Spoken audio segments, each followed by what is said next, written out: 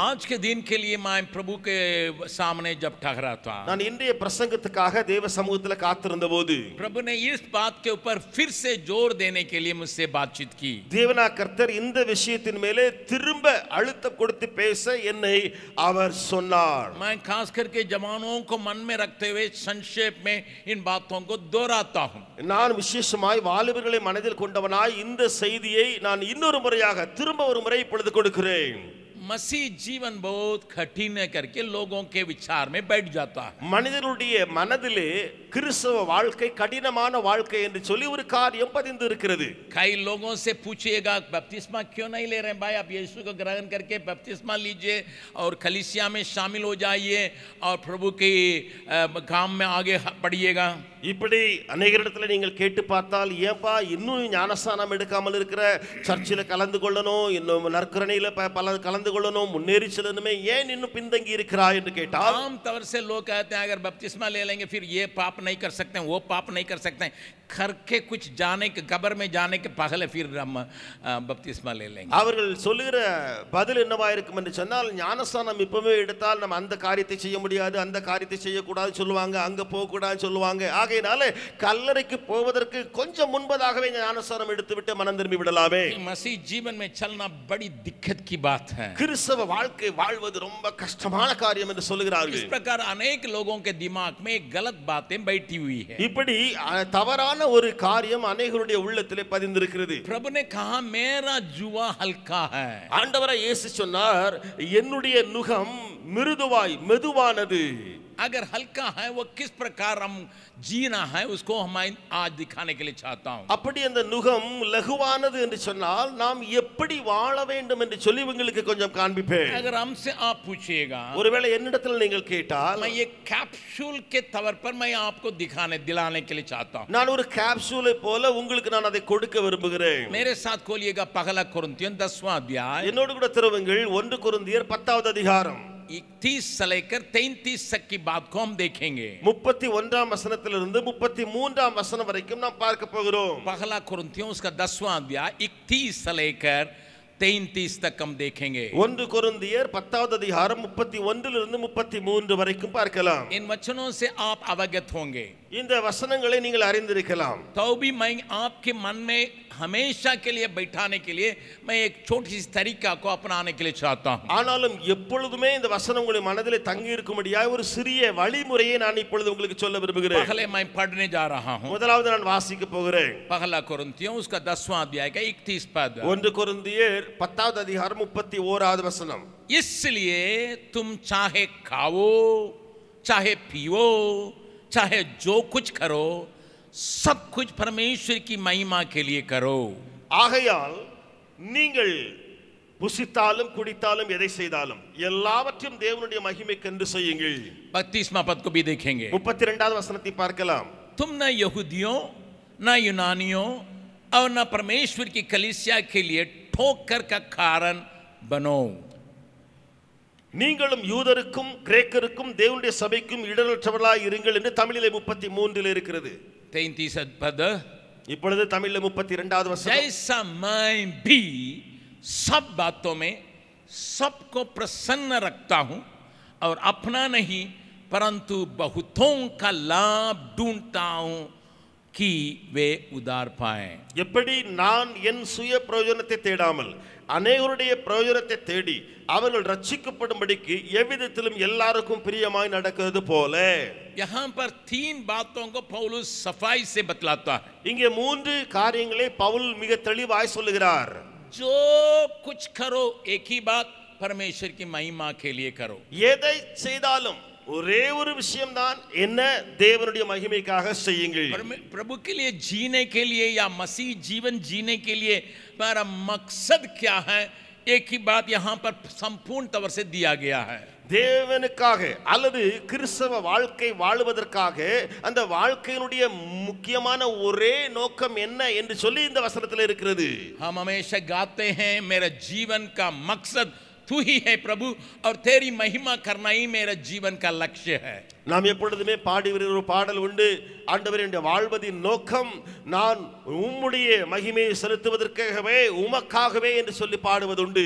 जो कोई मसीह यीशु में पाए जाते हैं या यीशु का अनुकरण करना चाहते हैं, इस बात को अगर मन में रखेंगे, वे पहले एक प्रश्न पूछेंगे, जो काम मैं करने के लिए हूँ या कुछ भी हो, किसी के साथ भी हो, किसके द्वारा क्या परमेश्वर की महिमा होगी, इसको देख लेंगे, उनका उत्तर मिल जाएगा. ஒருவேளை யாராய் இருந்தாலும் சரி, கிறிஸ்தவ வாழ்க்கை வாழுகிற யாராய் இருந்தாலும் சரி, அவர்கள் ஒரு கேள்வி கேட்டுக்கொள்ள வேண்டும். இதை செய்வதற்கு முன்பதாக அல்லது இதை சொல்லுவதற்கு முன்பதாக, இந்த காரியத்தை செய்தாலோ அல்லது சொன்னாலோ இதன் மூலமாக என்ன இது கர்த்தருக்கு மகிமை கொண்டு வருமா? तो तुरंत आप पूछेंगे, உடனே நீங்கள் கேட்கலாம், अंकल हमको मालूम नहीं हो रहा है कि किस प्रकार परमेश्वर की महिमा होना, किन बातों से थोड़ा सा हमको और विस्तारण रूप में बताइए. இப்படி எப்படி காரியங்களினாலே தேவனுக்கு மகிமை அது என்ன எங்களுக்கு புரியவில்லை, கொஞ்சம் எங்களுக்கு விஸ்தாரமாய் சொல்லுங்களே என்று சொல்லி என்னிடத்துல கேட்கலாம். जरूर हमने भाई उपेंद्र यादव से एक सुंदर गवाही को सुना जो उनके परिवार में हुई है. உபேந்திர யாதவ் சகோதரர் அவர்கள் இங்கே வந்திருந்தார்கள். இன்றைக்கு ஒரு அருமையான சாட்சி டெஸ்டிமனி சொன்னார்கள். அவருடைய சொந்த குடும்பத்தில் நடந்த ஒரு சம்பவம். जबकि यीशु को भी जानते ही नहीं थे. அந்த நேரத்தில் இயேசுவை அவர்கள் அறியாதிருந்த காலம். उनके परिवार नहीं जानते थे. அவருடைய குடும்பத்தார்ல யாரும் இயேசுவை அறியவில்லை. लेकिन किसी ने किसी रीति से एक आफती उनके जीवन में आने के वजह से, ஆனால் ஏதோ ஒரு விதத்தில் ஒரு பெரிய ஆபத்து சங்கடம் அவருடைய குடும்பத்தில் வந்ததினாலே, उस बच्ची के साथ एक दुर्घटना होने के चलते, அந்த பிள்ளையோடு கூட நடந்த ஒரு துர்சம்பவத்தின் நிமித்தமாக परमेश्वर ने उसको इस्तेमाल करके उस परिवार को अपना लिया. आज वे प्रभु का सेवकाई करने के लिए अपने को सौंपे हैं. தேவன் அதை பயன்படுத்தி அந்த குடும்பத்தை தனக்காக இழுத்துக் கொண்டது மாத்திரமல்ல, இன்றைக்கு அவர்கள் தேவ ஊழியக்காரர்களாக கிரியை செய்கிறார்கள். लेकिन उस घटना का थोड़ा सा देखिएगा. ஆனால் சம்பவத்தை நீங்கள் கொஞ்சம் பாருங்கள். इतना बड़ा दुर्घटना, இவ்வளவு பெரிய ஒரு விபத்து, अगर उसके नतीजा को नहीं देखिएगा तो आपको बहुत दुख लगेगा और निराश होने का संभावना है. அந்த விபத்தினுடைய பின் விளைவு எப்படியாய் மகிமையில முடிந்தது என்று சொல்லி நீங்கள் பார்க்க கூடாமல் இருந்தால் அந்த விபத்து உங்களுக்கு ஒரு பெரிய துக்கத்தை தான் கொண்டு வரும். परंतु न केवल अद्भुत काम हुआ, ஆனால் அங்கே அற்புதம் நடந்தது மாத்திரமல்ல, न केवल बच्ची को चंगाई मिली, அந்த பிள்ளை சுகமானது மாத்திரமல்ல, परंतु उस बात के वजह से पूरा परिवार प्रभु के पास खींचने के लिए परमेश्वर का वचन ने कार्य किया. அந்த சம்பவத்தின் மூலமாக முழு குடும்பமும் ரட்சிக்கப்பட, ஆண்டவரிடத்தில் இழுக்கப்பட அது காரணமாயிற்று வசனம். जरूर एक अद्भुत काम जब होता परमेश्वर की महिमा होती है. உண்மைதான், ஒரு அற்புதம் நடக்கும் பொழுது ஆண்டவருக்கு மகிமை உண்டாகிறது. मैं एक बात को आपके सामने याद दिलाने के लिए रखता हूं. நான் ஒரு காரியத்தை உங்களுக்கு ஞாபகமூட்டமாய் விரும்புகிறேன். मार्कुस रचित सुसमाचार, मार्क எழுதின சுவிசேஷம் 2 अध्याय 2 அதிகாரம். वहां पर एक घटना को देखते हैं जिसको आप और हम अच्छी तरह से जानते हैं. இங்கே எழுதப்பட்டிருக்கிற சம்பவத்தை நீங்களும் நானும் நன்றாய் அறிந்திருக்கிறோம். एक जोले के मारे आदमी को 4 आदमी उठा के प्रभु के पास लाया है. ஒரு பக்குவாதமுள்ள ஒரு மனிதனை 4 பேர் கட்டிலோடு தூக்கி கொண்டு இயேசுவினிடத்தில் கொண்டு வருகிறார்கள். जब जाने के लिए मौका नहीं मिला, அங்கே இயேசுவின் அண்டையிலே சேருவதற்கு கூட்டம் இருந்தபடியால் முடியவில்லை. छत को खोल के उसका खाट को उसके सामने, यीशु के सामने उतार डाला. அந்த 4 பேரும் அந்த திமிர்வாதக்காரனை அந்த கட்டிலோடு கூட மேலே இருக்கிற அந்த கூரையை பிரித்து இயேசு முன்பதாக இறக்கினார்கள். जो लाते थे उनको केवल यही मालूम था इस आदमी को चंगाई चाहिए. அந்த கொண்டு வந்த ஜனங்கள் இருக்கிறார்களே அல்லது 4 பேர் இருக்கிறார்களே, அவர்களுக்கு இதுதான் எண்ணமா இருந்தது, இவனுக்கு சுகம் வேண்டும், ये अच्छा से चलना, औरों के समान चलना फिरना है, இவனும் மற்றவர்களைப் போல நடந்து அழகாய் போக வேண்டும் என்று அவர்கள் விருப்பம் அடைந்தார்கள். परंतु उससे बढ़कर प्रभु ने उसके जीवन को पाप से छुटकारा दिला के बचा लिया. ஆனால் அதையும் தாண்டி ஆண்டவராய் இயேசு கிறிஸ்து பாவத்திலிருந்து அவனை விடுவித்து அவனை ரட்சித்தும் விட்டார்.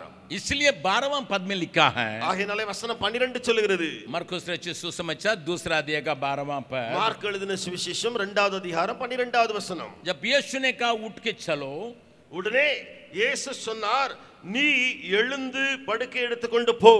वो उठा और तुरंत काट उठाकर सबके सामने निकल कर चला गया. उस पर सब चकित हुए और परमेश्वर की बड़ाई करके कहने लगे, हमने ऐसी कभी नहीं देखा। உடனே அவன் எழுந்து தன் படுக்கை எடுத்துக்கொண்டு எல்லாருக்கும் முன்பாக போனான். அப்பொழுது எல்லாரும் ஆச்சரியப்பட்டு நாம் ஒரு காலம் இப்படி கண்டதில்லை என்று சொல்லி தேவனை மகிமைப்படுத்தினார்கள். जब एक चमत्कार के काम होता है जरूर उसके द्वारा परमेश्वर की महिमा होती है। यहां तो देखिए परमेश्वर की लोगों ने महिमा की। ஆச்சரியமான ஒரு சம்பவம் நடந்த பொழுது அது தேவனுக்கு மகிமையை கொண்டு வருகிறது. இங்கே பாருங்கள், தேவனை மகிமைப்படுத்தினார்கள். इसलिए जब कभी हम एक अद्भुत काम के बारे में सुनते हैं, किसी के जीवन में भी हो, हम तुरंत कहते हैं परमेश्वर की महिमा हो। ஆகையினால யாருடைய வாழ்க்கையிலும் ஒரு அற்புதத்தை நாம் கண்டுவிட்டால் நாம் உடனே நினைக்கிறது சொல்லுகிறது கர்த்தருக்கே மகிமை உண்டாவதாக।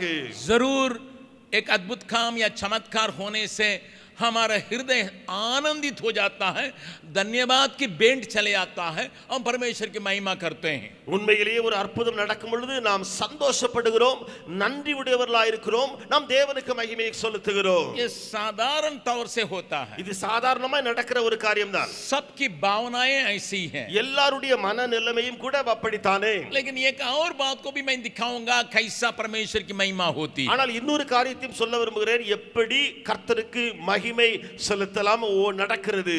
गलतियों की किताब उसका पहला अध्याय, கலாத்தியர்களின் நிருபம் 1ஆம் அதிகாரம், गलतियों की पत्री उसका पहला अध्याय, கலாத்தியர் 1வது அதிகாரம்। यहाँ पर 23 और 24 पद को हम पढ़ने जा रहे हैं। இங்கே 23 24 வசனங்களை நாம் வாசிக்க போகிறோம்। गलतियों की पत्री उसका पहला अध्याय का 23 और 24 पद को हम देखेंगे। கலாத்தியர் 1வது அதிகாரம் 23ஆம் 24ஆம் வசனங்களை பார்க்கலாம்। यहाँ पौलुस अपने बारे में लिखता है, இங்கே பவுல் தன்னை குறித்து எழுதுகிறார்। पौलुस के बारे में लोगों के बीच में क्या गवाही थी। पहले முதலாவது பவுலை குறித்து ஜனங்கள் மத்தியிலே என்ன சாட்சி இருந்தது? बहुत क्रूर आदमी है, அவன் ஒரு கொடூரமான மனுஷன் என்று நினைத்தார்கள்। दुष्ट आदमी है, அவன் ஒரு துன்மார்க்கன் என்று நினைத்தார்கள்। मसीहों को चितराने वाला है, கிறிஸ்தவர்களை துன்பப்படுத்துகிறவன் என்று நினைத்தார்கள்। जेल खाना में डालने वाला है, ஜெயில்ல எங்களை எல்லாம் பிடிச்சு போடுகிறவன் என்று நினைத்தார்கள்। गुस्सा से भरा हुआ आदमी है, கோபத்தால் நிறைந்திருக்கிற பவுல் என்று சொன்னார்கள்। किसी को मुआने के लिए उसको दिल में नरम नहीं है, யாரையும் கொல்லுவதற்கு இவரிடத்திலே ஒரு இரக்க குணமும் இல்லாத ஒரு மனுஷன் சொன்னார்கள்। जब इन खबरों को वे सुने थे, ஆனால் இந்த செய்திகள் எல்லாம் அவர்கள் கேட்டபோது पौलुस यहाँ कहता है, இங்கே பவுல் சொல்லுகிறார், परंतु यही सुना करती थी कि जो हमें पहले सताता था वो अब उसी विश्वास का सुसमाचार सुनाता है जिससे पहले नष्ट करता था। முன்னே நம்மை துன்பப்படுத்தினவனே தான் அழிக்க தேடின விசுவாசத்தை இப்பொழுது பிரசங்கிக்கிறான் என்பதை மாத்திரம் அவர்கள் கேள்விப்பட்டிருந்து 24वां पद, 24ஆம் வசனத்திலே वे मेरे विषय में परमेश्वर की महिमा करती थी। என்னை பற்றி தேவனை மகிமைப்படுத்தினார்கள்। वहां की कलीसियाओं की बातों को पौलुस यहाँ याद दिलाता है। அங்கே உள்ள சபையினுடைய விஷயத்தை பவுல் இங்கே ஞாபகமூட்டுகிறான்। मेरा ट्रांसफॉर्म्ड या परिवर्तित जीवन लोगों को परमेश्वर की महिमा चढ़ाने के लिए कारण बना। எனக்குள்ளே ஒரு மாற்றமுள்ள அல்லது மாற்றப்பட்ட வாழ்க்கை இருக்கிறே, மனம் திரும்பின வாழ்க்கை இருக்கிறதே, அது தேவனுக்கு மகிமை செலுத்த அந்த கூட்டத்தை ஏவிற்று। संगाई और चमत्कार या एक अद्भुत काम हमारे जीवन में जब होता है, हम आनंदित होकर परमेश्वर की महिमा करते हैं। ये आम तौर से सब कोई कर सकते हैं। பொதுவா எல்லாரும் செய்கிற காரியம் என்ன? ஒரு அற்புதமோ அல்லது சுகமோ கிடைக்கிற அந்த வேளையிலே சந்தோஷப்பட்டு நன்றியுடையவர்களாய் தேவனை மகிமைப்படுத்துவார்கள்। परंतु एक दुष्ट जीवन का जीवन बदल गया और अभी परमेश्वर के लिए वो एक साधन बन गया। इस बात जो महान परिवर्तन एक जीवन में हुआ है उसको सुन के लोग बहुत परमेश्वर की महिमा कर सकते हैं करके यहाँ पौलुस के जीवन से हम देखते हैं। பவுலுடைய வாழ்க்கையிலிருந்து நாம் என்ன பார்க்கிறோம்? துன்மார்க்கனாய் இருந்தவன் ஆண்டவரை அறிந்த பின்பு மாற்றத்துக்குள்ளாகி நல்லவனாக மாறி மனம் திரும்பி ரட்சிக்கப்பட்டு விட்டானே, பாவங்கள் மன்னிக்கப்பட்டு விட்டதே, இதை கண்ட பொழுது அவர்கள் தேவனை மகிமைப்படுத்துகிற ஒரு காரியத்தை இங்கே நாம் பார்க்கிறோம்। इस संदर्भ में मैं आपसे एक बात को कहने के लिए चाहता हूँ। இந்த சந்தர்ப்ப சூழ்நிலையிலே உங்களிடத்தில் ஒரு காரியத்தை நான் சொல்ல விரும்புகிறேன்। क्या आपके जीवन को लोग देखकर, आपके जीवन की रूपांतर की बातों को देखकर या सुनकर लोग परमेश्वर की महिमा कर सक रहे हैं? என்ன உங்களுக்குள்ளே இருக்கிற மறுரூபமான வாழ்க்கை அல்லது மனம் திரும்பின வாழ்க்கை அல்லது நல்லவர்களாய் மாறிவிட்ட அந்த ரட்சிப்படைந்த வாழ்க்கையை பார்த்து ஜனங்கள் தேவனுக்கு மகிமை செலுத்துகிறார்களா? मेरे जीवन का रूपांतर लोगों के मुंह से परमेश्वर की महिमा हो करके कहने का आवश्यकता है. எனக்குள்ளே உண்டாயிருக்கிற மறுரூபமாகுதல் இருக்கிறதே, அது பிறர் அதை கண்டு ஓ தேவனுக்கு மகிமை உண்டாகட்டும் என்று சொல்லக்கூடிய அளவுக்கு இருக்க வேண்டும். नजदीक में एक मनुष्य से मेरी मुलाकात हुई. சமீபத்தில் ஒரு மனிதரை நான் சந்தித்தேன். उन्होंने अपने जीवन की कहानी बतलाने लगा. அவர் தன்னுடைய வாழ்க்கையினுடைய கதையை சொல்ல ஆரம்பித்தார். वो परीक्षा में फेल होने के चलते उस फेल होने की बातों से अपने चिंताओं को बाहर करने के लिए पीने लगा. தேர்விலே தோல்வி விட்டதனாலே அந்த கவலையினால் அவர் நிறைந்து அந்த கவலையில நிறைந்திருக்கிற காட்சியை வெளியே கொண்டு வருவதற்காக அவர் குடிக்க ஆரம்பித்தார். क्योंकि वो माँ उनको इतना मेहनत करके पढ़ाई थी. ஏனென்றால் அவருடைய தாயார் உழைத்து பாடுபட்டு அவருக்கு படிப்பை கொடுத்து வந்தாள். बाप नहीं रहा, தந்தை கிடையாது, एक ही बेटा है, ஒரே பையன்தான். इसलिए बहुत मेहनत करके पैसा जुटा के उसको अच्छे कॉलेज में नाम लिखवाए. ஆகையினாலே பணத்தை எல்லாம் சேகரித்து உழைத்து பாடுபட்டு அந்த மகனுக்கு நல்ல கல்லூரியில இடம் கிடைக்க உதவினாள் தாய். उसने भी थोड़ा सोच समझ के ही पढ़ता था, அவனும் கூட அறிந்து புரிந்துதான் படித்துக் கொண்டு வந்தான். परंतु एग्जामिनेशन में फेल हो गया. ஆனால் தேர்வு வரும் பொழுது அதற்கு பின்பு ஃபெயில் ஆகிவிட்டான். उसका कारण समझ में नहीं आया. அதற்கு காரணம் அவனுக்கு ஒன்றும் புரியவில்லை. उसका दुख उसको सता रहा था துக்கம் அவனை அழுத்திக் கொண்டிருந்தது. और उसकी माँ का मेहनत सामने आया. அவனுடைய தாயின் உழைப்பு கண் முன்னே காட்சி வந்தது. इन सारी बातों को भूलने के लिए वो मसीह नहीं होने के चलते वो पीने के आदत में अपने को सौंप डाला. இந்த எல்லா பயங்கரமான துக்கத்தையும் மறப்பதற்காக அவன் கிறிஸ்தவனாய் இல்லாமல் இருந்ததினாலே அவன் குடிக்க ஆரம்பித்தான். उसका मतलब मैं ये नहीं कहता मसीह लोग पीता नहीं है. இதை வைத்து நான் இப்படி சொல்லவில்லை கிறிஸ்தவர்கள் குடிக்கிறது இல்லை என்று. पीने वाला को मैं मसीह नहीं कहता. நான் குடிக்கிறவர்களை கிறிஸ்தவர்கள் என்று சொல்வது கிடையாது. அவ்வளவுதான். मसीह को ग्रहण किया वो ये मतवाला पेन में हाथ नहीं लगाता. அவ்வளவுதான். கிறிஸ்துவை ஏற்றுக்கொண்ட பின்பு இந்த குடிவெறியில் அவன் ஈடுபடவே மாட்டான். அதான் என்னுடைய குறிப்பு. लेकिन यहाँ तक उसकी बुराई बढ़ गई. ஆனால் பார்த்தீங்க சொன்னா அவனுடைய தீமை அல்லது துன்மார்க்கம் பெருகினது. समाज से गिरना करने लगा. அவன் சமுதாயத்தை வெறுக்க ஆரம்பித்தான். इसलिए किसी को देखता था मारने के चक्कर में था. யாரை கண்டாலும் அடிக்கணும் போல அவன் இருந்தது. धीरे धीरे उसको उतना नशा उसको बर्बाद कर दिया. குடி அவனை இன்னும் அதிகமான கீழ்த்தனத்தை கொண்டு போயினது. रास्ता में किसी लड़की को जाने नहीं देता था. வழியில எந்த பொம்பளை பிள்ளையும் போக விட மாட்டான். परेशान करता था. ரொம்ப சீண்டி கேவலப்படுத்துவான். जब इन सारी बातें माँ के कान में आई, இந்த எல்லா விஷயத்தையும் தாய் கேள்விப்பட்ட போது माँ उसको बुला के प्रेम से समझाई. தாய் கூப்பிட்டாள், அன்போடு கூட அவனோடு கூட புரிய வைத்தாள். नशे के हालत में था. அவன் குடி வெறியில தான் கேட்டுக்கொண்டிருக்கிறான். उसने मेरी बात को थोड़ा सा आपके दिल में लगता होगा लेकिन मन में मत रखिए, लेकिन सही बात है, उसका मुंह से उसने अपने माँ के साथ गलत काम किया. நான் இப்பொழுது இந்த விஷயத்தை சொல்றேன், அது உங்களுக்கு கஷ்டமா இருக்கலாம், நீ தாங்க முடியாம இருக்கலாம். அவன் குடித்து வெறித்திருந்தவன் தன்னுடைய தாயை அதை கெடுத்து போட்டான். उसकी बुराई वहां तक उसको ले आया. அவனுடைய தீமை துன்மார்க்கம் தாயை கூட கெடுக்கிற அளவுக்கு வந்து தீர்ந்தது. उसकी माँ इस बात को लेके आत्महत्या कर ली. தாய் இதை கண்டு தனக்கு விளைக்கப்பட்ட அந்த தீமையை கண்டு மகனாலே அவள் தற்கொலை செய்து கொண்டாள். मैंने इसके लिए जिया. நான் வாழ்ந்தது இவனுக்காகவே, मैं इसके लिए मेहनत किया. இவனுக்காகத்தான் உழைத்தேன். इसका बाप नहीं होने से मैंने प्यार दिया. அப்பா இல்லாதனால நான் அன்பு பாசம் காட்டினேனே. मैंने अपने छाती पर इसको लेटवा के सुलाया. இவனுடைய மார்பிலே இவனை படுக்க வைத்தல்லவா அவனுக்கு தூக்கம் கொடுத்தேன். आज मेरे जीवन को इतना खराब कर दिया. இன்றைக்கு என்னையே வாழ்க்கையை இவன் கெடுத்து போட்டு விட்டானே. कहाँ गलती हुई मालूम नहीं, इसलिए मैं अपने को आत्महत्या कर रही हूं करके चली गई. எங்கே தவறு நடந்தது என்று சொல்லி எனக்கு தெரியாதே என்று சொல்லி புலம்பி அவள் நான் தற்கொலை செய்கிறேன் என்று சொல்லி முடித்து விட்டாள். एक साल के बाद किसी परमेश्वर के दास से मुलाकात हुई. ஒன்றரை வருடங்களுக்கு பின்பு யாரோ ஒரு தேவ ஊழியரை சந்திக்க வேண்டிய ஒரு காரியம். उस दास अभिषिक्त दास होने के चलते वो प्रभु में आया. அந்த அபிஷேகம் பெற்ற அந்த ஊழியக்காரரிடத்தில் அந்த சந்திப்பு நடந்ததினாலே இவர் இந்த பையன் ஆண்டவரை ஏற்றுக்கொண்டார். 3 दिन तक रात दिन रोते रहा. 3 நாட்கள் இரவு பகலாய் வெறுமனே அழுது கொண்டே இருக்கிறார். अपनी गलतियों को देख करके, தன்னுடைய தவறை எல்லாம் உணர்ந்தவராக, न केवल अपने गलती को देखा, मैंने अपने माँ के साथ गलत व्यवहार किया. தன்னுடைய தவறை மாத்திரம் கண்டவராக அல்ல, என்னுடைய தாயையே நான் கெடுத்து போட்டு விட்டேன் என்று, मेरे माँ को आत्महत्या में धकेल दिया. அது என்னுடைய தாயையே தற்கொலைக்கு தள்ளிவிட்ட காரியமாயிற்று. 3 दिन तक रात दिन वो रोते रहा. 3 நாட்கள் இரவு பகலாய் அவன் அழுது கொண்டே இருந்தான். आखिरी में परमेश्वर का आत्मा उसके ऊपर गिरने के बाद, கடைசியிலே தேவனுடைய ஆவியானவர் அவரை மேலே இறங்குகிறனாலே उसके जीवन में एक महान रूपांतर हुआ. அவருடைய வாழ்க்கையில ஒரு பெரிய மறுரூபமாகுதல் உண்டாயிற்று.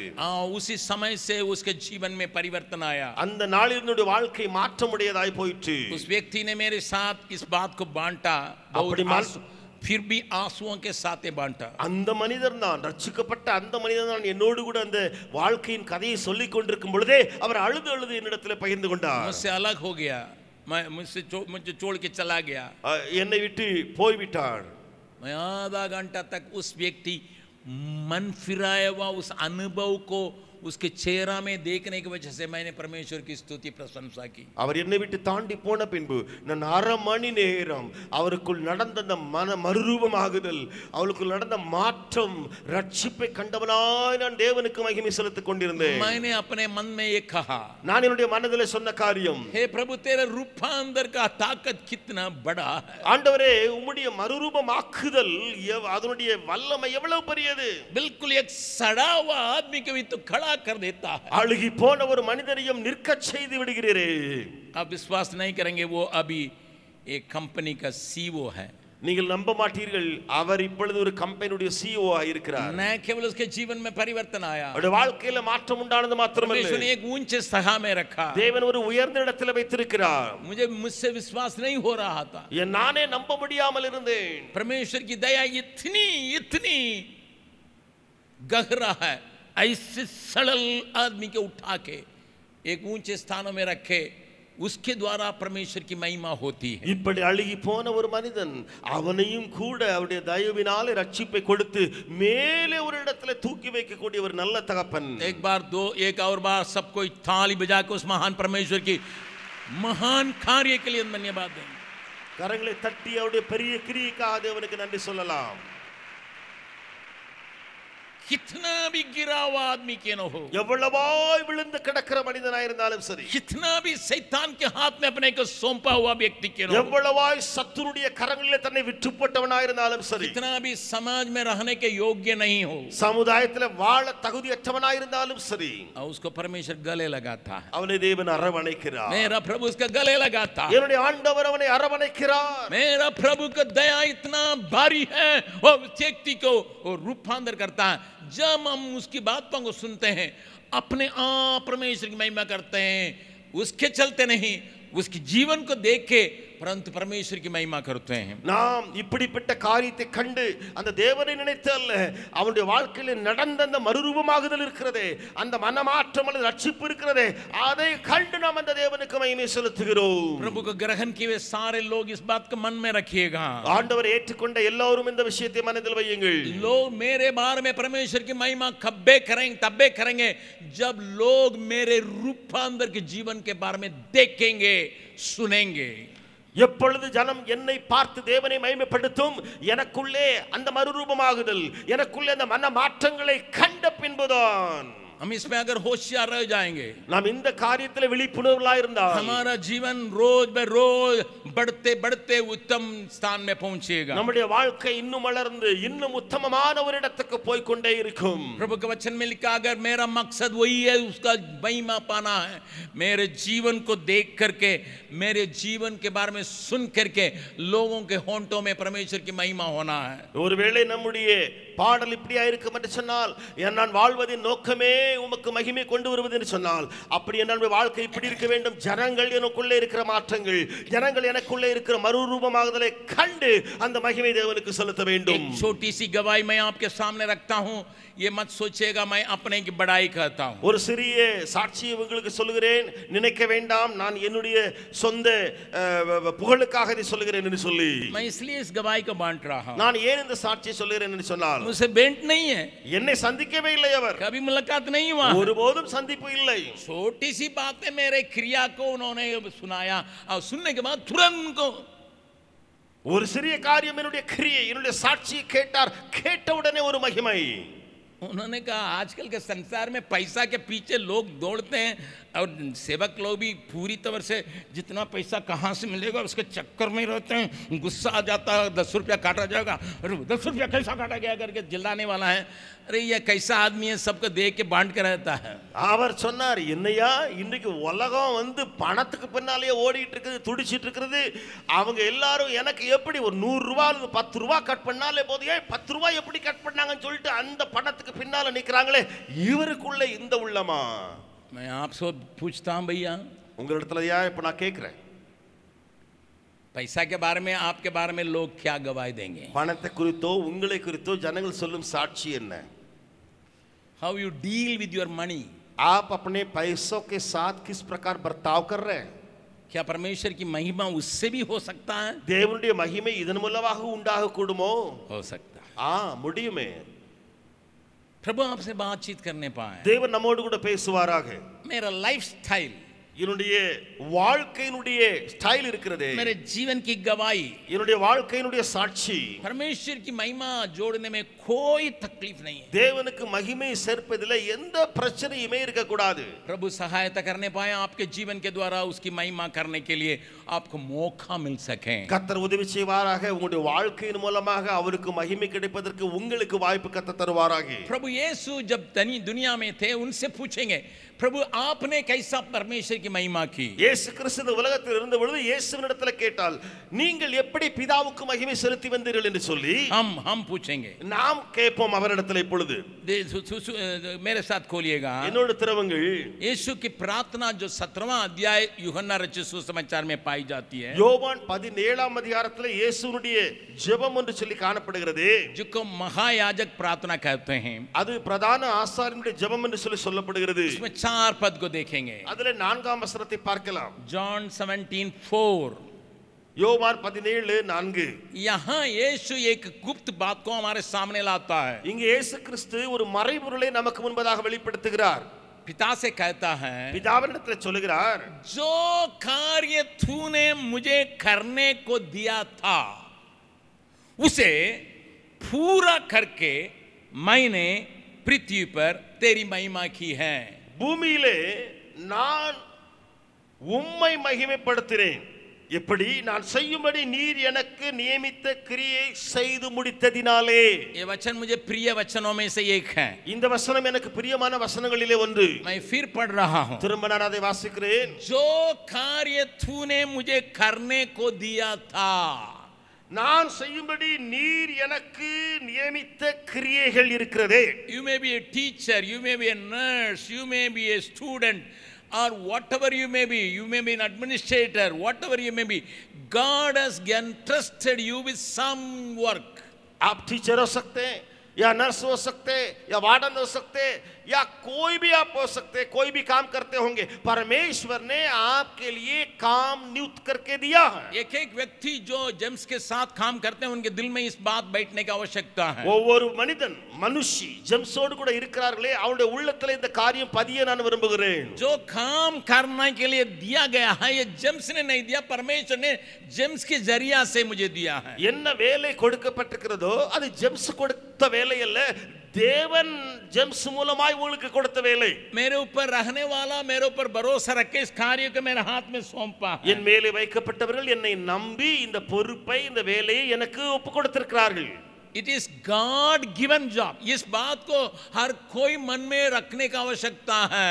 இது தேவனால் எனக்கு கொடுக்கப்பட்ட வேலை அல்லது பொறுப்பு, இதை ஒவ்வொருவரும் மனதிலே வைக்க வேண்டும். जो कार्य है पिता तूने मुझे करने को दिया था, பிதாவே நீர் எனக்கு செய்யும்படி நியமித்த கிரியைகளை, उसको ये काम आना है मन में. அப்பொழுது அந்த செய்கிறானே அவருக்குள்ளே ஒரு மனதிலே ஒரு எண்ணம் வர வேண்டும். उसे पूरा करने के द्वारा, அதை முழுவதும் செய்து முடிப்பதன் மூலமாக, पृथ्वी पर मैंने तेरी महिमा की. நான் இந்த உலகத்திலே பூமியிலே உமக்கு மகிமையை கொண்டு வந்தேன். अगर इस वचन को आप अपने जीवन में लागू करेंगे, ஒருவேளை இந்த வசனத்தை உங்களுடைய வாழ்க்கையிலே நீங்கள் அமல்படுத்தினால், अपने लिए, உங்களுக்காக, तो आप अपना काम में जैसा भी हो स्लैक नहीं रहेंगे, डीला डाला नहीं रहेंगे. நீங்கள் உங்களுடைய வேலையில என்னதான் நடந்தா என்ன, அதுல தளர்ந்து போயோ செய்ய மாட்டேன்னு சொல்லியோ அல்லது அதுல நீங்கள் குளிர்ந்து போயோ இருக்க மாட்டீர்கள். कुछ भी वातावरण हो छोड़ छाड़ के जाने के चक्कर में नहीं रहेंगे. என்னதான் சூழ்நிலை உண்டாகட்டுமே, போடா அப்படின்னு சொல்லி போயிட்டு நம்ம பின்னால போகவே மாட்டோம். क्योंकि आप सोचेंगे मैं परमेश्वर के लिए अकाउंटेबिलिटी देना है, ஏனென்றால் நான் தேவனுக்காக கணக்கு கொடுக்க வேண்டுமே என்று உங்களுக்குள்ள எண்ணம் வருமே. मुझको आपने इस काम को सौंपा, ஆண்டவரே நீர் அல்லவோ எனக்கு இந்த வேலையை சொத்திருக்கிறீர். अगर इसके द्वारा महिमा प्राप्त करना है, இதன் மூலமாக மகிமை பெற வேண்டும் என்று சொன்னால், it is not bringing it to success but bringing to a finishing line.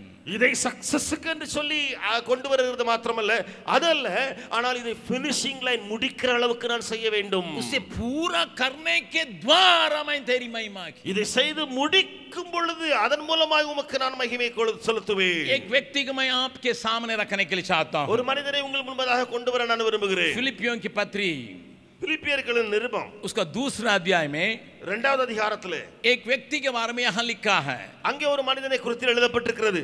इसका नाम है एपाफ्रातुस. எப்பாப்ராத்து என்று சொல்லி அவரது பெயர். उसके बारे में लिखा है, அவரை குறித்து எழுதப்பட்டிருக்கிறது. फिलिपियन दूसरा अध्याय का 25 पद को देखिएगा. பிலிப்பியர் இரண்டாவது அதிகாரம் 25வது வசனத்தை பாருங்கள். आप इस कहानी को जानते हैं लेकिन तो भी याद दिलाता हूं. இந்த சம்பவம் அல்லது கதையை நீங்கள் அறிந்திருந்தாலும் உங்களுக்கு ஞாபகம் ஊட்ட விரும்புகிறேன். मैंने एपाफ्रातुस को जो मेरा भाई और सहकर्मी और संगी योद्धा और तुम्हारा दूत 4 टाइटल को देता है और आवश्यक बातों में मेरी सेवा टहलने करने वाला है, तुम्हारे पास भेजना आवश्यक समझा.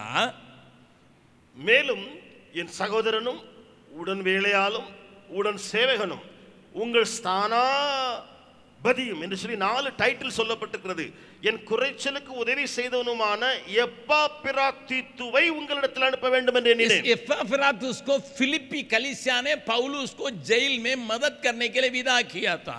இது எப்பாப்ராத்தீத்துவை பிலிப்பு சபையானது ஜெயிலில் இருக்கும் பொழுது பவுலுக்கு உதவி செய்யும்படி அனுப்பி வைத்தது. जेल में आदमी का हालत क्या होगा आप जानते हो. ஜெயிலில் இருக்கிற அந்த கைதியினுடைய நிலைமை என்ன இருக்கும் என்று உங்களுக்கு தெரியும். उसको मदद करने के लिए भेजा था. சோ அந்த மனிதனுக்கு உதவி செய்யும்படி இவன் அனுப்பப்பட்டவன். लेकिन क्या हो गया, ஆனா நடந்தது என்ன? 26वां पद में देखिए, 26வது வசனத்தை பாருங்கள். क्योंकि उसका मन तुम सब में लगा हुआ था, इस कारण वो व्याकुल रहता था, क्योंकि तुमने उसकी बीमार का हाल सुना था. அவன் உங்கள் எல்லார் மேலும் வாஞ்சை உள்ளவனும் தான் வியாதிப்பட்டதை நீங்கள் கேள்விப்பட்டதினாலே மிகவும் வியாகுலப்படுகிறவனுமா இருந்தான். जिस जगह में मदद करने के लिए आया वो बीमार हो गया.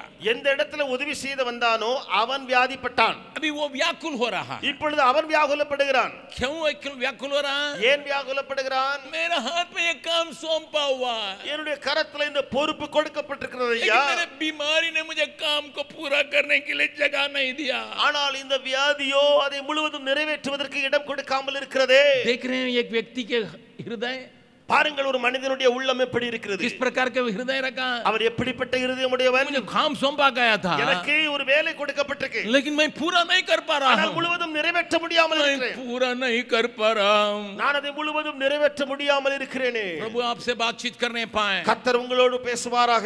आज आपके बारे में आप वातावरण को देखते हैं करके भाई सुरेश ने कहा था. நீங்கள் சூழ்நிலையை பார்க்க கூடாது என்று சொல்லி சகோதரர் சுரேஷ் அவர்கள் சொன்னார்கள். इस वचन इस व्यक्ति को मन में रखिएगा. இந்த மனிதனை இந்த வசனத்தை நீங்கள் மனதில் கொண்டு வாருங்கள். मैं अगर बीमार पड़ गया 4 आदमी पूछेंगे मेरे लिए अच्छा लगना चाहिए, लेकिन ये तो व्याकुल हो रहा है. ஆனால் நான் வியாதியா இருக்கிறேன், வியாதிப்பட்டேன்னு சொன்னா 4 பேர் என்ன விசாரிக்கும் நல்லா தானே இருக்கும், சந்தோஷப்படவே. ஆனா இவனோ வியாகுலப்படுகிறான். The right attitude of a godly person. एक परमेश्वर का व्यक्ति का सही विचार या सही उसका मकसद. मेरा दिया हुआ काम को मैं पूरा नहीं कर पा रहा हूं. ஓ எனக்கு கொடுக்கப்பட்ட வேலையை நான் முழுவதும் நிறைவேற்ற முடியாமல் இருக்கிறேனே. पूरा नहीं कर पा रहा हूं. நிறைவேற்ற முடியாமல் தவிக்கிறேனே. उससे चिंतित होना, அதை வைத்து கவலைப்படுகிறது. कुछ लोग अपने दिए हुए काम को परमेश्वर का दिया हुआ नहीं देखने की वजह से சிலர் தங்களுக்கு கொடுக்கப்பட்ட வேலையை தேவனால் கொடுக்கப்பட்டிருக்கிறது என்று சொல்லி பார்க்க முடியாமல் இருப்பதினாலே एक छोटी सी घटना होती है, छोड़ छाड़ के चले जाते हैं. ஒரு சின்ன சம்பவத்தினாலே கையை கழுவிட்டு அல்லது விட்டுட்டு எல்லாம் போயிடுறாங்க. प्रभु आपसे बातचीत करने पाए, கர்த்தர் உங்களோடு கூட பேசுவாராக. अगर आप मसीह जीवन में परमेश्वर की महिमा करने के लिए अपने को सौंपे, ஒருவேளை கிறிஸ்துவ வாழ்க்கையிலே தேவ மகிமைக்காக நீங்கள் உங்களை ஒப்பு கொடுத்திருக்கிறீர்களா? आप एक निर्णय लें. நீங்கள் ஒரு தீர்மானம் எடுங்கள். परमेश्वर ने मेरे ऊपर भरोसा रख के किस काम को दिया. ஓ தேவன் எனக்கு என்னை நம்பி அல்லவோ இந்த பொறுப்பை கொடுத்திருக்கிறார். मेरे ऊपर रहने वालों ने दिया है. என் மேல வைக்கப்பட்டிருக்கிறவர்கள் கொடுத்திருக்கிறார்களே. जेम्स ने दिया है लेकिन परमेश्वर ने दिया. ஜேம்ஸ் கொடுத்தாலும் தேவன் அல்லவோ கொடுத்திருக்கிறார். इसको पूरा करना है. நான் அதை நிறைவேற்றுவேன். इसको पूरा करना है. அதை நான் நிறைவேற்றுவேன். I cannot abort in the middle. நான் இடையிலேயே விட்டு விட்டு போக மாட்டேன். I cannot. मैं नहीं जाऊंगा ऐसे.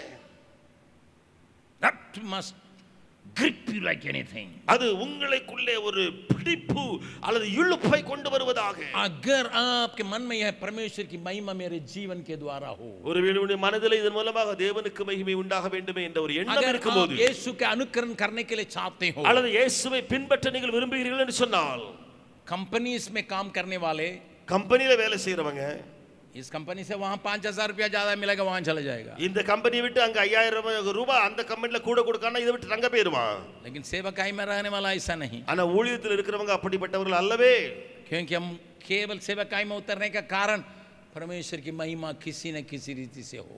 ஏனென்றால் நாம் ஊழியத்தில் இறங்குகிறதுடைய ஒரே ஒரு காரணம், என் மூலமாக ஏதாவது விதத்தில் தேவனுக்கு மகிமை கிடைக்கட்டுமே. प्रभु आपसे बातचीत करने पाए, கர்த்தர் உங்களோடு கூட பேசுவாராக. एक और तरीका से आप प्रभु को महिमा कर सकते हैं. இன்னொரு முறையிலே தேவனுக்காக நீங்க மகிமை செலுத்த முடியும். ये थोड़ा कठिन है, ஆனா இது கொஞ்சம் கடினமான விஷயம். आपको विचित्र भी लगेगा. இது உங்களுக்கு கொஞ்சம் விசித்திரமான ஒரு படிப்பா இருக்கும். दो जन के जीवन को मैं आपके सामने रखना चाहता हूं. ரெண்டு பேருடைய வாழ்க்கையை உங்கள் முன்பதாக வைக்கிறேன். यूहन्ना रचित सुसमाचार, யோவான் எழுதின சுவிசேஷம் उसका 21वां अध्याय, 21வது அதிகாரம். यूहन्ना रचित सुसमाचार 21 अध्याय में யோவான் 21வது அதிகாரத்திலே पत्रस के बारे में प्रभु ये कहता है, பேதுருவை குறித்து ஆண்டவர் இப்படி சொல்லுகிறார். उसके बारे में आगे की बातों को भविष्यवाणी के रूप में प्रभु सुनाता है. அவனை குறித்து வரப்போற காரியங்களை தீர்க்கதரிசனமாய் இயேசு சொல்லுகிறார். 18 और 19 पद को देखेंगे. 18 19வது வசனத்தை பாருங்கள். यूहन्ना रचित सुसमाचार 21 अध्याय का 18 और 19. யோவான் 21வது அதிகாரம் 18 19 वसनங்கள். पत्रस से प्रभु ने कहा, मैं तुझसे सच सच कहता हूं, जब तू जवान था तो अपनी कमर बांधकर जहां चाहता था वहां फिरता था, परंतु जब तू बूढ़ा होगा तो अपने हाथ फैलाएगा और दूसरा तेरी कमर बांधकर जहां तू न चाहेगा वहां तुझे ले जाएगा. நீ இளவயது உள்ளவனாயிருந்த போது உன்னை நீயே அறை கட்டிக்கொண்டு உனக்கு இஷ்டமான இடங்களிலே நடந்து திரிந்தாய். நீ முதிர் வயது உள்ளவனாகும் போது உன் கைகளை நீட்டுவாய். வேறொருவன் உன்னை அறையை கட்டி உனக்கு இஷ்டமில்லாத இடத்துக்கு உன்னை கொண்டு போவான் என்று மெய்யாகவே மெய்யாகவே உனக்கு சொல்லுகிறேன் என்றார். इसको कहिए तो थोड़ा सा ये तो होता होगा करके आपके मन में आता होगा. உங்க மனசுல வருமோ இதுதான் நடக்கலாமே, இது நடக்கக்கூடிய காரியம் தான் என்று யோசிக்கலாம். प्रभु का मकसद क्या है 19वां पद में है. ஆனால் தேவனுடைய நோக்கம் என்ன, அர்த்தம் அது 19ஆம் வசனத்தில் இருக்கிறது. सफाई से कहा गया है, மிக தெளிவாய் அங்கே இருக்கிறது. उसने इन बातों से संकेत दिया है कि पत्रस कैसी मृत्यु से परमेश्वर की महिमा करेगा. இன்ன விதமான மரணத்தினாலே பேதுரு தேவனை மகிமைப்படுத்த போகிறான் என்பதை குறிக்கும்படியாக இப்படி சொன்னார். बगल वाला का हाथ पकड़ के बोलिएगा, பக்கத்தில் கரங்களை பிடித்து சொல்லுங்கள், आपके मरने के तरीका से भी परमेश्वर की महिमा हो सकता है. நீங்க மரிக்கிற அந்த முறை இருக்கிறதே அதன் மூலமாகவும் தேவனுக்கு மகிமை கிடைக்குமோ. मैं रिचर्ड उम्बरन की एक किताब का अभी पढ़ रहा हूं. நான் இப்பொழுது ரிச்சர்ட் உம்மரனுடைய புத்தகத்தை நான் வாசித்துக் கொண்டிருக்கிறேன். उसमें एक जन के बारे में दिया गया है, அதுல ஒரு மனிதரை குறித்து சொல்லப்பட்டிருக்கிறது. जो रोमानिया में कम्युनिस्ट लोग जब वहां के लोगों को सता रहे थे उस समय की घटना को वहां पर एक घटना वहां दिया गया है. ருமேனியாவிலே கம்யூனிஸ்ட் ஜனங்கள் அங்கே துன்பப்படுத்தப்பட்ட காரியங்கள்ல நடந்த சம்பவங்கள்ல ஒரு சம்பவம் அந்த புத்தகத்தில் இருக்கிறது. मसीह को मानने की वजह से कुछ लोगों को जेल में डाला गया है। கிறிஸ்தவர்கள் ஆனதனாலே அல்லது கிறிஸ்துவின் மேல் விசுவாசம் வைத்ததனாலே சிலரை சிறையில் அடைத்தார்கள். इस घटना को डाइजेस्ट करना आसान बात नहीं है, இதை நாம் டைஜஸ்ட் பண்ணுவது எளிதான காரியம் கிடையாது. परंतु मैं इस घटना को आपके कान में डालता हूं. ஆனால் இந்த சம்பவத்தை உங்களுடைய செவிகளில் நான் போடுகிறேன். एक जेल में 50 लोग डाले गए. ஒரு ஜெயிலே 50 பேரை போடுவாங்க. उनको दंड देने के लिए क्या किया गया, उनका लीडर जो था, அவர்களுக்கு தண்டனை கொடுக்க என்ன செய்வார்கள், அவர்களுக்கு ஒரு லீடர் இருப்பானே, जो इसका मतलब पास्टर, அதாவது பாஸ்டர்னு சொல்லுங்க. அந்த 50 பேர்ல पास्टर को लेटवा के பாஸ்டரை படுக்க வைப்பார்கள். उसके ऊपर 50 आदमी को चढ़ा के लेटवाया. அதன் மேல 50 பேரையும் படுக்க வைத்து வைப்பார்கள். அவருக்கு மேல थोड़ा मन में सोचिएगा, கொஞ்சம் மனதில் யோசித்து பாருங்கள். आप अपने ऊपर कितने लोगों का लेटवा सकते हैं? நீங்க உங்க மேல எத்தனை பேரை படுக்க வைக்க முடியும்? 3 3 பேர் படுக்கலாமா? வெயிட் 4 4 ज्यादा हिम्मत रखने वाला, दम रखने वाला 10, அல்லது கொஞ்சம் நல்லா மூச்சு வைக்கிறவங்க, நல்ல ஒரு தம் வச்சிருக்கவங்க, அவங்க வந்து ஒரு 10 பேர். अगर 50 लोगों का 80 किलो भी हो एक एक को, ஒருவேளை இந்த 50 பேர் ஒவ்வொருவருக்கும் 80 கிலோ வெயிட் இருக்குன்னு சொன்னா வச்சுக்கிட்டுங்களேன், तो कितना हो गया? तो அப்படின்னா என்ன ஆச்சு? 50 लोगों का 80 कितना हो गया? 4000 किलो को ऊपर लेके लेटना है. 4000 கேஜி வெயிட்ட மேல தூக்கிட்டு படுத்திருக்கணும். कम्युनिस्ट लोगों का हृदय नहीं रहता था. கம்யூனிஸ்ட் காரங்களுக்கு இருதயமே இல்லாம இருந்துச்சு. जब 50 लोगों को ऊपर चढ़ाया, 50 பேரை மேல அங்க தூக்கி வச்ச உடனே नीचे लेटने वाला टट्टी कर दिया, கீழே இருக்கிறவன் इतना दब गया. அவ்வளவு அழுத்தம் மேல இருந்து வந்ததுனால கீழே இருக்கிறானே அவன் கக்கா பண்ணிட்டான். मैं अपनी बात को नहीं कह रहा हूं, நான் ஏன் கதையை சொல்லலைங்க, मैं किताब से जो पढ़ा हूं उसको बतला रहा हूं. நான் புத்தகத்துல வாசதை உங்களுக்கு சொல்லிட்டு இருக்கிறேன்.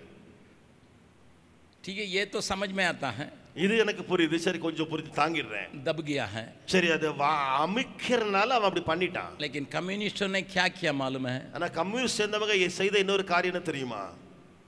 उस टॉयलेट को उस आदमी जो दबने के चलते अपना पैंट वगैरह में टॉयलेट कर दिया, उसी को साट के साफ करने के लिए कर दिया. அந்த பண்ணி அசிங்க பண்ணி போயிடுச்சு அல்லது கக்கா பண்ணி போட்டானே, அந்த மனிதனுடைய சரீரத்திலிருந்து வந்தது தான். ஏன்னா அவ்வளவு பேர் மேல இருந்து அழுத்ததுனால அவனுக்கு தாங்க முடியாம வெளியே வந்தது. அந்த கீழே படுத்து கிடந்தானே அவன் பண்ணினானே, அவனே தன்னுடைய நாவால அதை நக்கி நக்கி அதை கிளீன் பண்ணக்கூடிய அளவுக்கு தள்ளி போட்டார்கள் அவனை. उस पास्टर ने किया भी था. அந்த கீழே இருந்த அந்த போதகர் அதை செய்யவும் செய்தார். क्यों मालूम है? ஏன் தெரியுமா? उसे पूछा गया, அவரிடத்துல கேட்கப்பட்டது, कैसे संभव रहा भैया?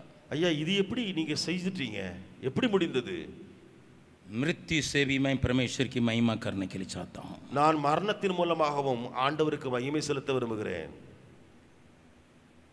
हम में कुछ लोगों का बहुत घमंड होता का, मैंने परमेश्वर के लिए इतना त्याग कर लिया, इतना त्याग कर लिया, इतना मेहनत कर लिया, इतना छोड़ दिया, इतना सुख को छोड़ दिया, इतना कंफर्ट को छोड़ दिया करके हम सीने टानते होंगे. நாம் மார்பை தட்டுகிறவர்கள் அநேகர் உண்டு நம்மிலே. தேவனுக்காக அதையெல்லாம் விட்டுட்டு வந்திருக்கிறேன், வேலை விட்டு வந்திருக்கிறேன், அதெல்லாம் தியாகம் பண்ணிட்டேன், இங்கெல்லாம் நான் தியாகம் பண்ணி வந்திருக்கிறேன்னு சொல்லி மார்பு தட்டுகிறவர்கள் ஏராளம் உண்டு. Here is a testimony. यहाँ एक गवाही है जो अपने मृत्यु के द्वारा भी परमेश्वर की महिमा करने के लिए चाहता है. அவர் தன்னுடைய மரணத்தின் மூலமாகவும் தேவனுக்கு மகிமை செலுத்த விரும்புகிறார். समय का मन में रखते एक और जन को भी मैं आपको दिखाने चाह रहा हूं. நேரத்தை மனதில் வைத்து இன்னொரு இடத்தை நான் காண்பித்து கொடுக்க விரும்புகிறேன். फिलिपियों की पत्री, பிலிப்பியர்களின் நிருபம் पहला अध्याय 1ஆம் அதிகாரம் 20वां पद, 20வது வசனம்.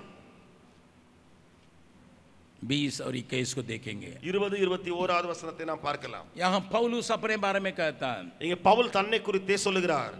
मैं तो यही हार्दिक लालसा और आशा रखता हूं कि किसी बात में लज्जित न हूं, पर जैसे मेरा प्रबल साहस के कारण मसीह की बड़ाई मेरे देह के द्वारा सदा होती रही है, वैसे ही अब भी हो, चाहे मैं जीवित रहूं या मर जाऊं. நான் ஒன்றிலும் வெட்கப்பட்டு போகாமல் எப்பொழுதும் போல இப்பொழுதும் மிகுந்த தைரியத்தோடு ஜீவனாலாகிலும் சாவானாலாகிலும் கிறிஸ்தியன் சரீரத்தினாலே மகிமைப்படுவார் என்று எனக்கு உண்டாயிருக்கிற வாஞ்சைக்கும் நம்பிக்கைக்கும் தக்கதாய் அப்படி முடியும். क्योंकि मेरे लिए जीवित रहना मसीह है और मर जाना लाभ है. 21வது வசனம், கிறிஸ்து எனக்கு ஜீவன், சாவு எனக்கு ஆதாயம் என்பதினாலேயே. मेरे शरीर की मृत्यु से भी उसकी महिमा होना, என்னுடைய சரீரத்தின் மரணத்தின் மூலமாகவும் அவருக்கு மகிமை போட வேண்டும். येचुरी नाम करके एक कम्युनिस्ट नेता के बारे में आप सुने होंगे, जिसकी मृत्यु 2 महीना के पहले हुई. 2 மாதத்துக்கு முன்பு ஒரு கம்யூனிஸ்ட் தலைவர் வெச்சூரி என்று சொல்லி ஒருவர் மரித்து போனார். அந்த தலைவரை குறித்து நீங்கள் அறிந்திருக்கலாம். सीताराम येचुरी. சீதாராம் யெச்சூரி என்பதுடைய பெயர். पढ़ा लिखा आदमी है, படிப்பறிந்தவர் அவர். परंतु पूरी तरह से अपने को कम्युनिज्म के लिए सौंपा. ஆனா முழுவதும் கம்யூனிசத்துக்காக தன்னுடைய காரியத்தையே போட்டு விட்டவர்.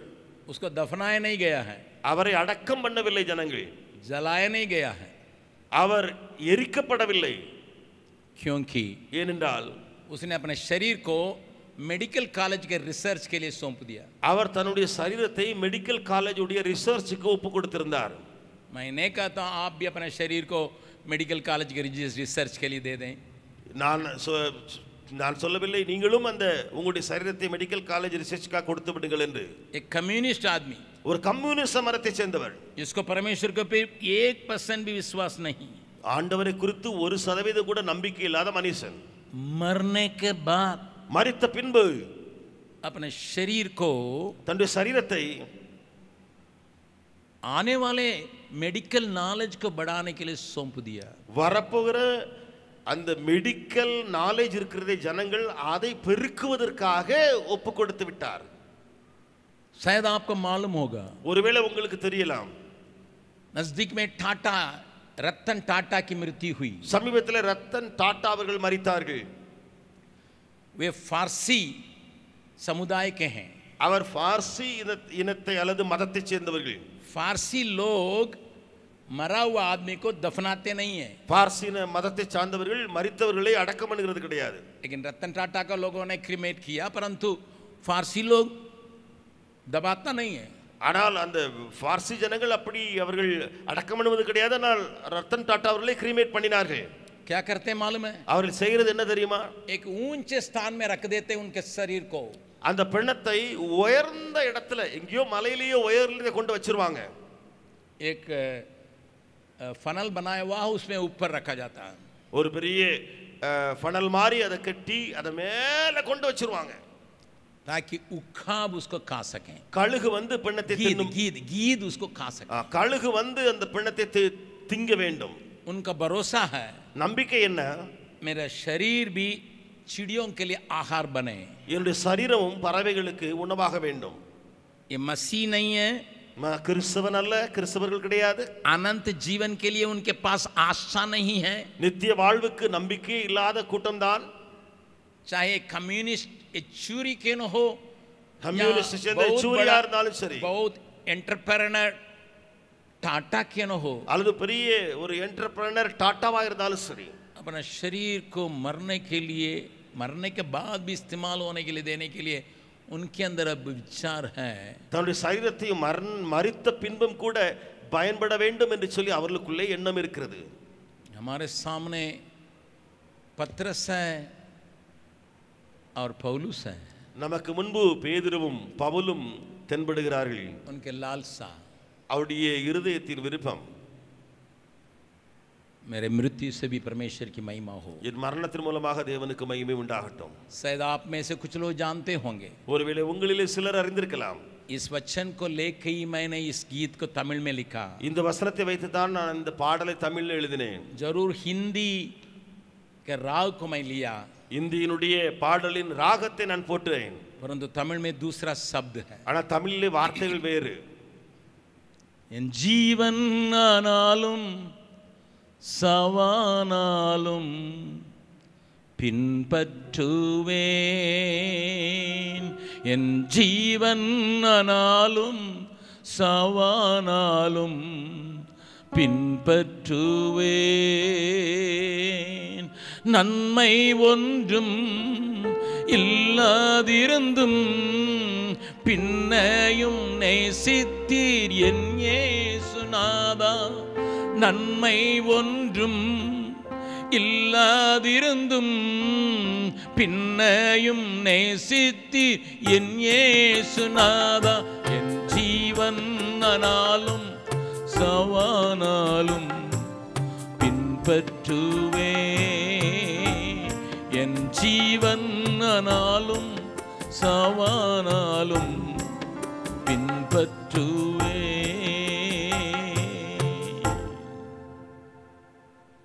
भाई बहन, पहला कुरिन्थियों 10वां अध्याय के 31 से लेकर 33 तक हम अध्ययन करने शुरू किए. मैं एक ही पॉइंट में अटक गया.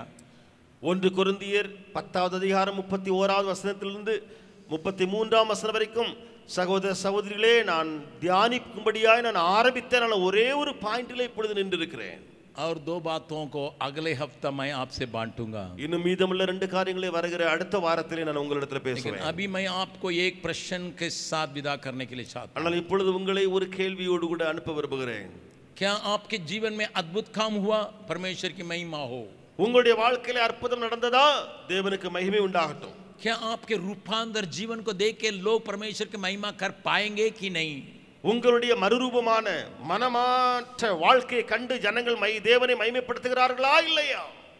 आपके हाथ में दिए हुए काम को पूरा करने का यत्न करते हैं कि नहीं? உங்களுக்கு கொடுக்கப்பட்ட பொறுப்பு வேலையை நீங்கள் முழுவதும் நிறைவேற்ற வேண்டுமே என்று முயற்சி எடுத்துக்கொண்டே இருக்கிறீர்களா? वही बात आपको चिंता में डालता है कि नहीं? அந்த காரியம் தான் உங்களை கவலைக்குள்ளாக்குறதா இல்லையா? चौथी बात, 4வது காரியம், क्या आप चाहते हैं मेरी मृत्यु के द्वारा भी परमेश्वर की महिमा हो?